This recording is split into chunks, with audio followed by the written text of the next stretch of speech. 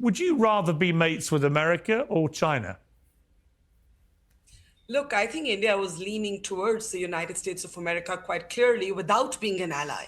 And that would be where the natural affinity would have lain because of a shared sort of set of democratic values, but also because globalization equals westernization for large sections of the Indian elite or middle class. I myself studied and grew up in New York. So, and there are many, many sort of people like me.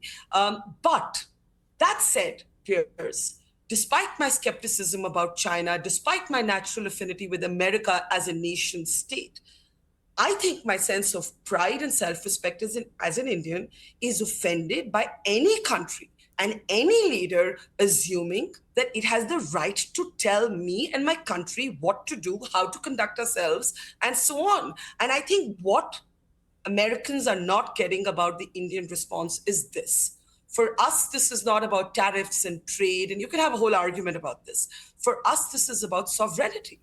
We are still emerging from our history, with the British. We're still emerging from our history with the empire.